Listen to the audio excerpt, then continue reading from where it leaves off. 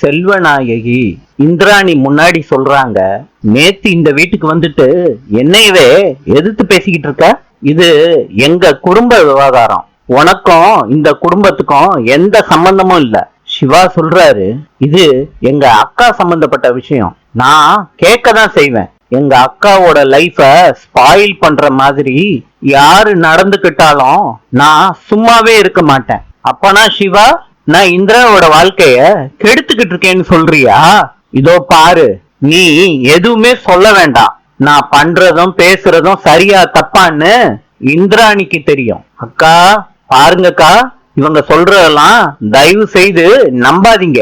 இவங்க பேசுறதெல்லாம் கேட்டா பின்னாடி நீங்களும் ரொம்ப ஃபீல் பண்ணுவீங்க. சிவா நிறுத்துறா, நானும் பாத்துக்கிட்டே இருக்கேன். ரொம்ப ஓவரா பேசிக்கிட்டு இருக்க. என்ன சிவா, இந்திராணி மேல உனக்கு மாத்திரம்தான் அக்கறை இருக்கா என்ன? ஆமா, என்னைய பத்தி உனக்கு என்ன தெரியும்னு இவ்வளவு தூர பேசிக்கிட்டே இருக்க. என் பேச்ச கேட்டா இந்திராணியோட வாழ்க்கை கெட்டு போயிருமா? அப்போ உன் பேச்ச கேட்டா இந்திராணியோட வாழ்க்கை சந்தோஷமா இருக்கும், அப்படித்தானே சொல்ல வர? நீ யாரு, எப்படிப்பட்டவன்னு எனக்கு தெரியாது. உன்னை பத்தி நான் சொன்னேன்னா அவ்வளவுதான். சிவா கேக்குறாரு, என்னைய பத்தி உங்களுக்கு என்ன அப்படி தெரியும்? சும்மா ஏதாவது பேசிக்கிட்டு இருக்காதீங்க, சொல்லுங்க பாப்போம் என்னைய பத்தி. உதய பெருமாள் இதெல்லாம் கேட்டுக்கிட்டு இருந்துட்டு கோபமாயிடுறாரு.